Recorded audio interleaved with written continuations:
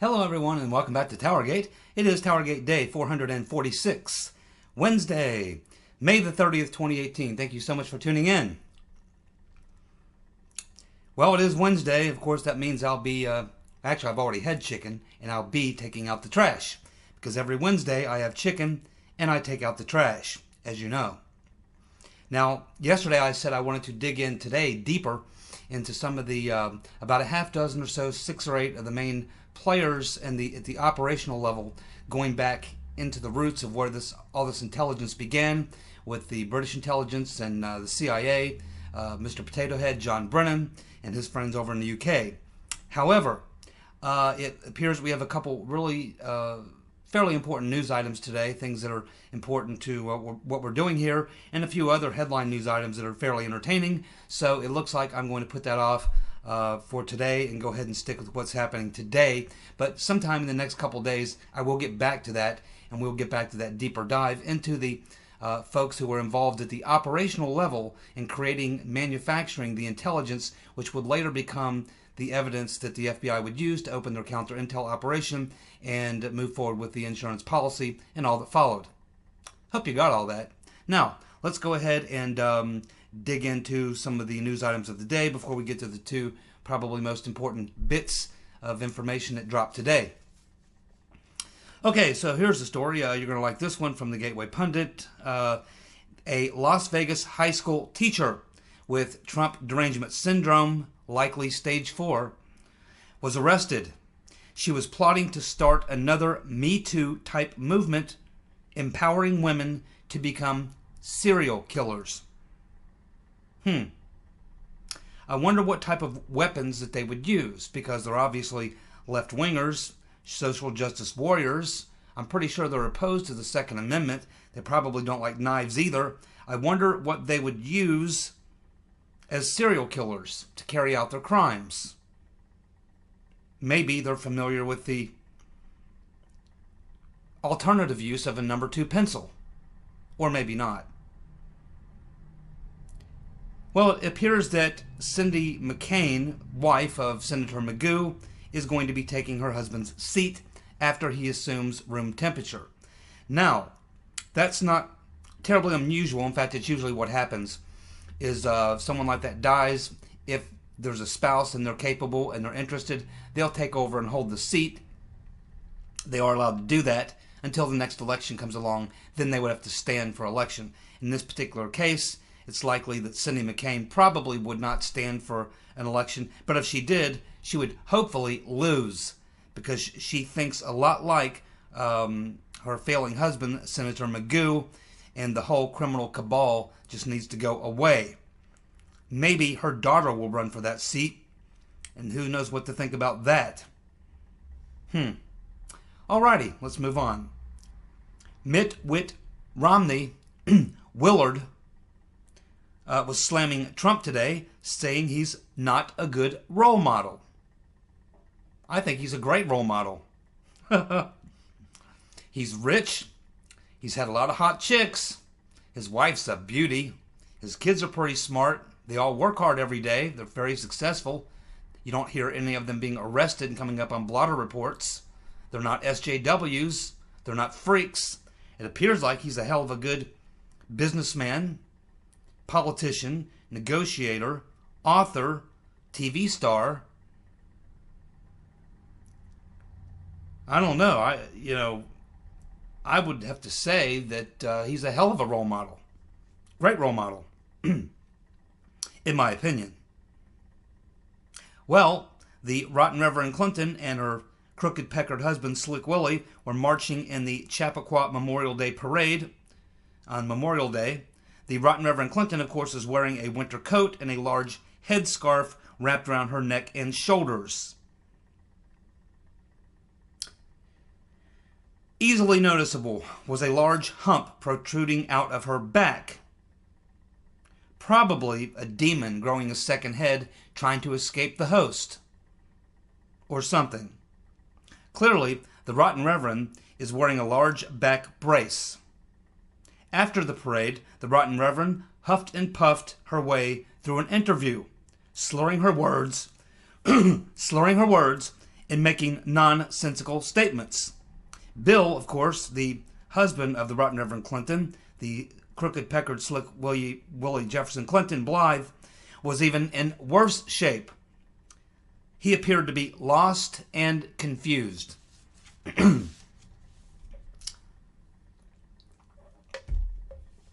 Well, we got some more information today. A little bit more information getting us closer to the truth of what was behind the Trump Tower meeting. We learned a little more today because of transcripts from the Senate Judiciary Committee where Mr. Agmichin was interviewed. And he disclosed some things that are pretty interesting. Let's cover this. Excuse me. Okay, so we now know a little bit more about how the Trump Tower meeting was set up.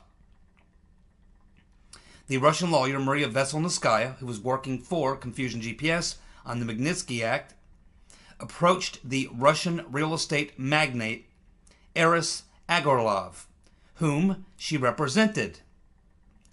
She approached him to help set up the meeting with the Trump campaign as part of her efforts opposing the Magnitsky Act. Agorlov's son also attended the meeting, so it was Agorlov's son, Eamon, who reached out to Rob Goldstone, his publicist, to initiate the contact with Trump Jr. They had met at the Miss Universe pageant in Moscow, and Rob Goldstone had some minor role to play in the details of making arrangements and things like that. So we had Veselnitskaya, who wanted to get a meeting with Trump Jr. So her client, Mr. Agorlov, she knew that his son, who's a pop star, knew Trump. She also knew that his agent, Mr. Goldstone, had worked with Trump, taking care of some arrangements for him for that Miss Universe pageant in Moscow. So we know from testimony given to the Senate Judiciary Committee that the Russian-born Washington lobbyist Rinat Akhmechan, who was at the meeting, has Clinton connections. Akhmechan admitted to having a personal friendship with the rotten Reverend Clinton, also a significant relationship with Confusion GPS. Akhmechan's attorney and friend, Ed Lieberman, was Ed Lieberman. And Ed Lieberman's late wife, Evelyn Lieberman, served as Clinton's chief of staff when she was the First Lady. Evelyn Lieberman also served as Bill Clinton's deputy chief of staff. The Clinton-Lieberman relationship goes back to at least 1998. On the day of the Trump Tower meeting, Akhmechan had lunch with Veselnitskaya at her request, and she asked him to join her at the Trump Tower meeting. After the meeting, Akhmechan then went to dinner and a play with Mr. Lieberman, his friend and lawyer, whose wife, of course, served both the Clintons, Hillary as a senator and Bill as president. Now, Akhmechan admitted to the Senate Judiciary Committee to knowing staffers on the Clinton campaign. Also, when he was asked if he ever had meetings with her, meaning the rotten Reverend Clinton, Akhmechan said, only in a social setting, not on a professional line, not in a campaign. Why is Akhmechan just now revealing these facts? Or at the time, why did he just reveal those facts to the Senate Judiciary Committee as opposed to prior to that? Remember, Glenn Simpson, who also knows Akhmechan very well, met with Veselnitskaya before and after the meeting, just as he did. Akhmechan also said that he had drinks after the Trump Tower meeting with a friend, but he could not remember who that friend was. That's very funny. He remembers having drinks with a friend, but he can't remember who the friend was? Now, if you had 50 friends, that would be hard to remember them all, but if it was only drinks with a friend, you would remember that, right? I mean, 3 weeks ago, on a Friday morning at 10 o'clock, I met a friend of mine for breakfast at Bob Evans up on Tylersville Road in Westchester, 45069, Cincinnati, Ohio. We got together and had breakfast, which we do about once every month and a half or so. And I can remember everything we talked about, and I can remember exactly who my friend was. If I can remember having the breakfast with my friend, and I can remember the event, then I certainly would remember who my friend was, right? Does anyone believe Mr. Akhmetian when he says he cannot remember who the friend was that he had drinks with after the Trump Tower meeting? Not believable. It's a lie. Okay, let's move on. The answers to the questions clearly show deception and coaching, the type of tactics used by the Clintons. He says that Lieberman may have been with him on the day of the Trump Tower meeting, but he can't remember for sure. You can't remember. He can remember the Trump Tower meeting. He can remember going out and having drinks with a friend, but he can't remember the name of the friend.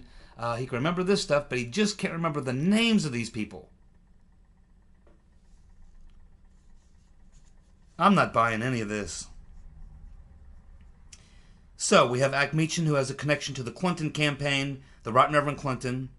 His wife, of course, served in both the administrations of the Right Reverend Clinton as a senator and as Bill Clinton's when he was president. Akhmetian also has a close relationship with Confucian GPS. He obviously has a relationship with Veselinskaya. Seems to have all these people in his circle. All the people that you would need to be in the circle for him to be in a circle and playing some sort of a role in whatever happened at the Trump Tower meeting, which we know was a setup. The only purpose for the meeting was to have the meeting and to be able to say that there was 5 or 6 Russians there, including Veselinskaya, who was given special permissions by Loretta Lynch to enter the country, where while she was here, she got a front row seat to a couple of congressional hearings, and she was able to snap a picture which she posted to her Facebook account out the window of Senator John Magoo, Senator Magoo's office, where it appears that an organization that she's affiliated with got a donation from the McCain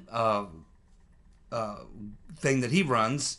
I forget what it's called, but David Kramer runs that for him. It's just a McCain foreign policy think tank sort of organization. So that's what we know there. Now let's move on to the next major news item of the day. Byron York, Washington Examiner. This particular article focuses on Sam Clovis, Mr. Halper, and the events that surrounded them in the 2016 campaign. Let's go through this. Byron York, Washington Examiner. Sam Clovis, who was the co-campaign chair of the Trump campaign, has released the August 29th, 2016 email sent to him from Stefan Halper. It reads as follows. Now I'm going to read to you the email from Halper to Sam Clovis. I am a professor at Cambridge University lecturing on politics and foreign policy.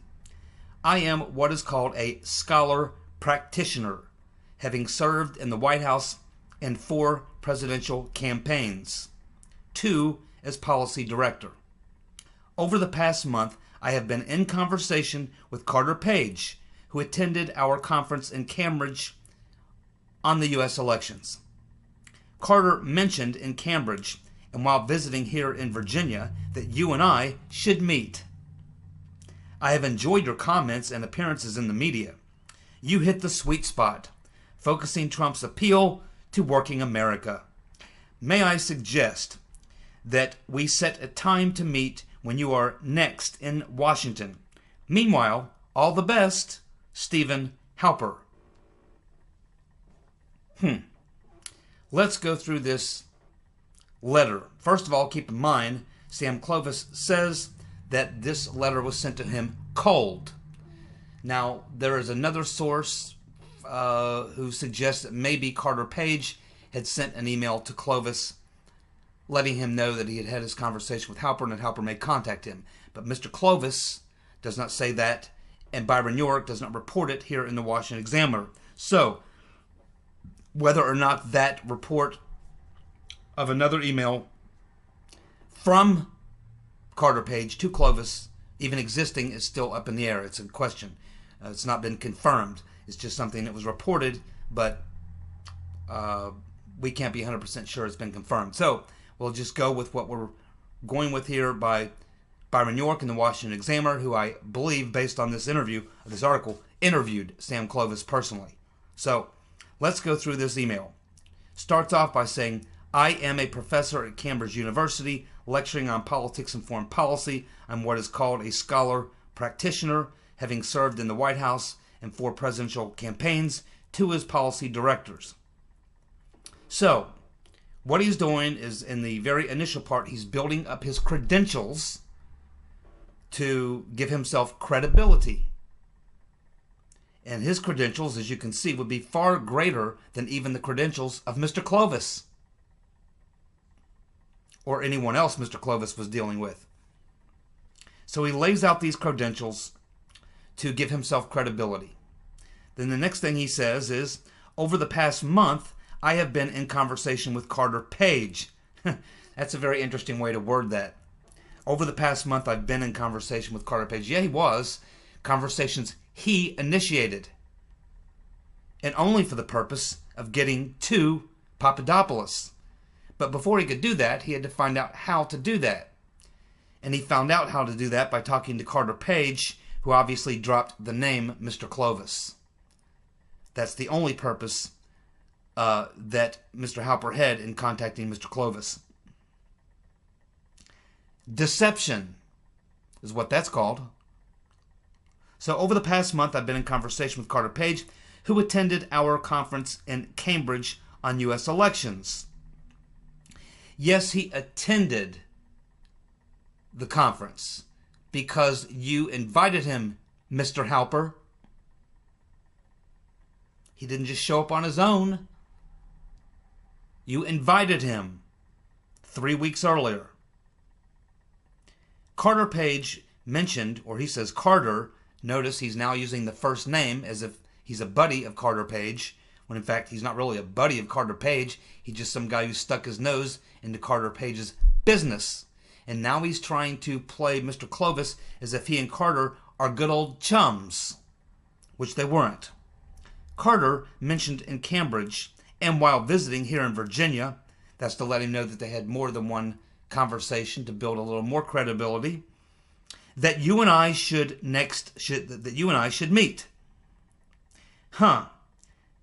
Carter mentioned in Cambridge and when visiting here in Virginia that you and I should meet. Do you think that Carter Page suggested to Halper that he should meet? Considering they're over in London, at Cambridge, discussing the election, foreign policy, and all these other things, while Mr. Clovis is back in the States as the co-chair of the Trump campaign, doing what co-chairs do in the middle of an election campaign, which is stay very, very busy, taking care of a lot of details of arrangements and things that have to be made in the campaign, taking care of campaign business. And why in the world would Carter Page think that Clovis would be interested in talking to Mr. Halper? Obviously an ideologue, someone like that, which Clovis is not. Not really. And certainly not that runs in the same circles that Halper runs in. So he's basically, again, he's trying to bootstrap his way into the life of Mr. Clovis the same way he did to Carter Page. That's exactly what he's doing, and he's doing it by building up his credentials and trying to build credibility between the relationship between him and Carter Page, which really did not exist. He says, I have enjoyed your comments and appearances in the media. You hit the sweet spot, focusing Trump's appeal to working America. Now, I remember during the 2016 campaign, and I don't remember ever, I was constantly glued to my computer following both the Republican and Democratic primaries and, of course, the general election. I couldn't ever remember ever seeing Mr. Clovis on any media. Ever.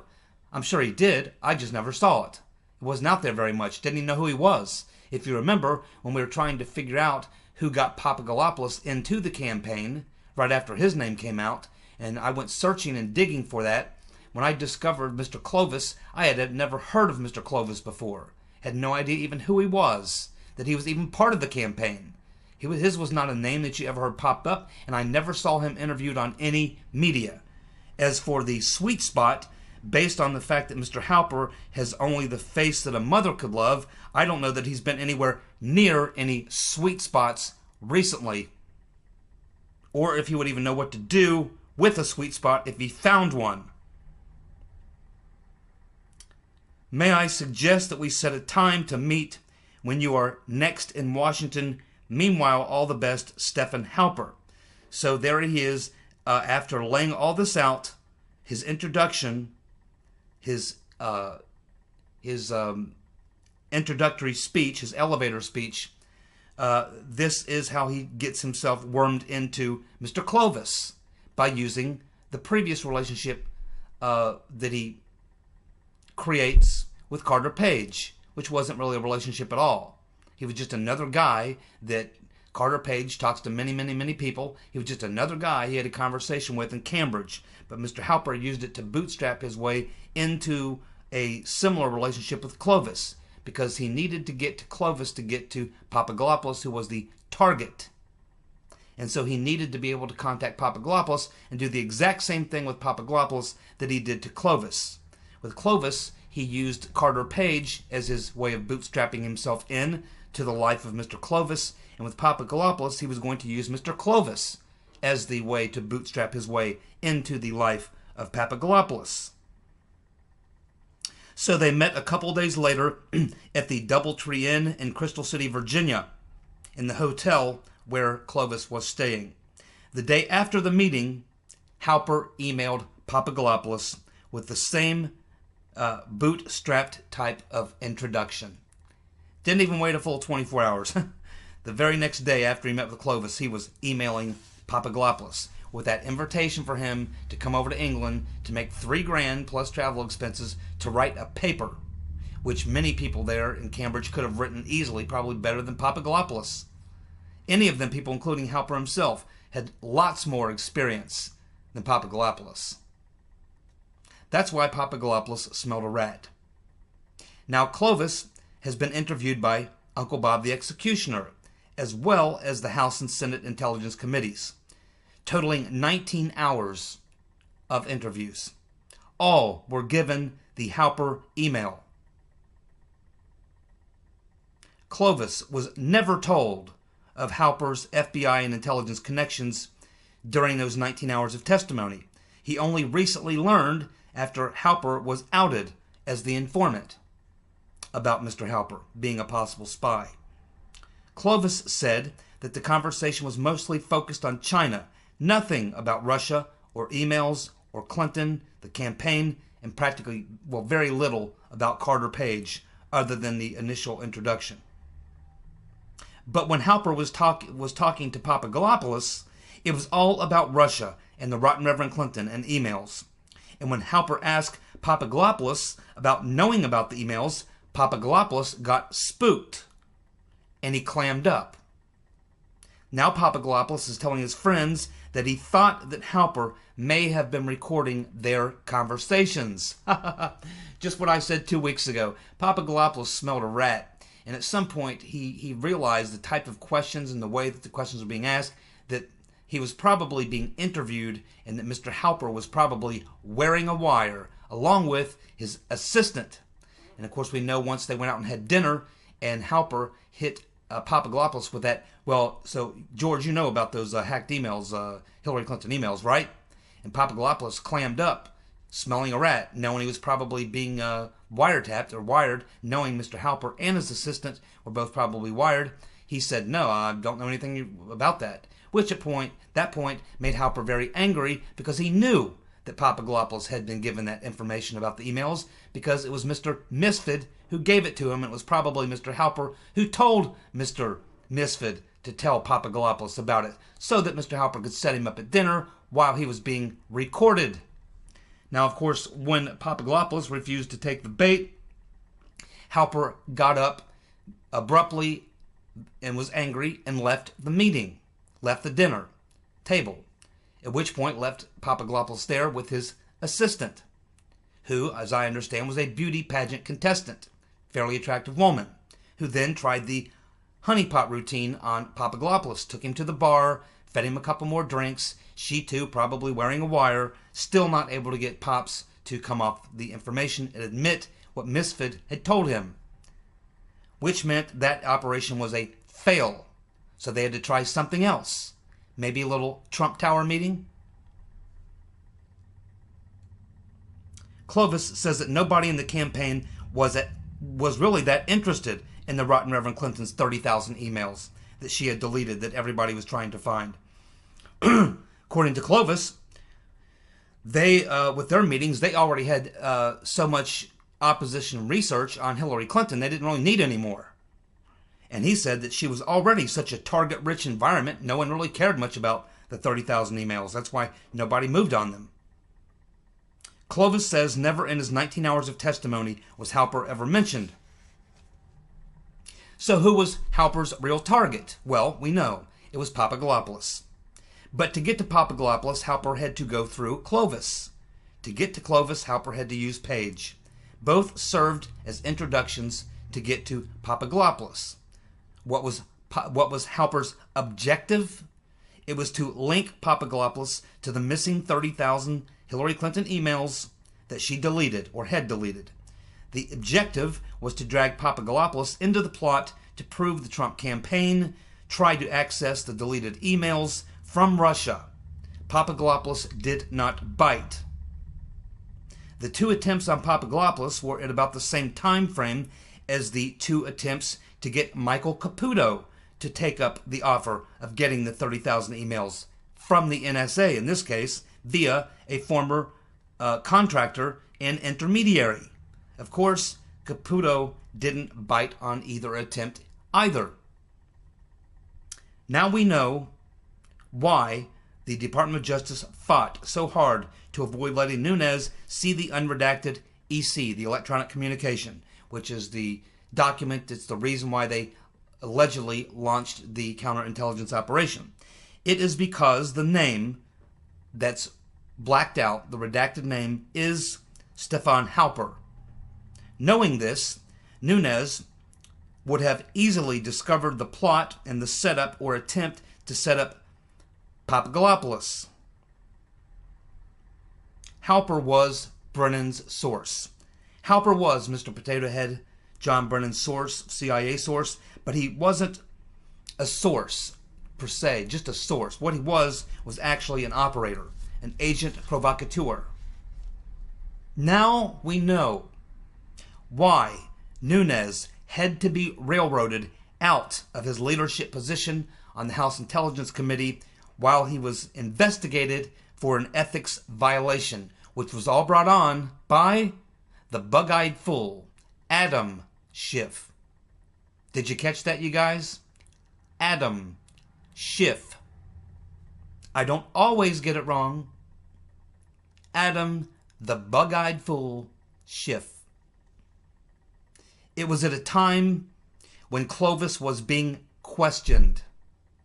Clovis would have likely named Halper and talked about their interaction. And Clovis's revelation would have shown that the briefing Brennan gave Nunes in August of 2016 was fraudulent. Clovis's testimony would have contradicted the briefing Brennan gave to Nunes. You can bet that Brennan did tell Adam, the bug-eyed fool, Schiff, about the informant and probably colluded with Schiff to railroad Nunes so that Brennan wouldn't be blown up or exposed. There you go. Lawyer up, Mr. Potato Head. And prepare to resign, bug-eyed fool Adam Schiff. A lot of people are going to jail in this sordid tale when they get it all sorted out. I haven't got it all figured out, but I'm getting there. I'm about 6 months or a year ahead of the so-called investigators, the pit bull Trey Gowdy, who appeared to be on Fox News a couple of the weekend, I guess it was. He was on Fox News. Appeared to be running some interference. I have no idea what he's up to. Anyway, yeah, I mean, we're getting this thing figured out. Again, we've focused a lot on the players in the DOJ and the FBI, many of whom have been fired, resigned, or reassigned. Mostly from the FBI side. Still quite a few people at the DOJ side there. Not at the top level, because a lot of those people were political appointees who left when the administration left, such as Rice and Lynch and all these people. But we are now at the point where we have a pretty good idea what those people were doing. As the IG report comes out, hopefully we'll learn more. But really the focus now, and the people we need to focus on now who have the answers to the questions we need to ask to fill in the missing pieces, are all individuals, or mostly individuals, on the black hat side who are making themselves quite unavailable, such as Mr. Halper, Mr. Downer, to some extent Christopher Steele, and certainly Mr. Misfit, and to some extent Mr. Milian. These individuals hold the key to unlocking a lot of the mystery that still remains, the cloudiness and the murkiness with who did what, when, where, how, and where. I mean, there's still a lot of those W questions that still are not quite clear. We can speculate because we know what the upper tier did, and the IG is still going to expose a lot of that. But we really need to get Misfit, Halper, Steele, Milian, and Downer. These are the individuals that really need to be questioned about their activities, what they were doing, what work they were doing, and who they were doing it for. Who they knew, who they spoke to, and what their real motivations were. And we'll only get that information out of these individuals. For some reason, no one seems to be very busy or interested in interviewing them except for me and maybe a few other people.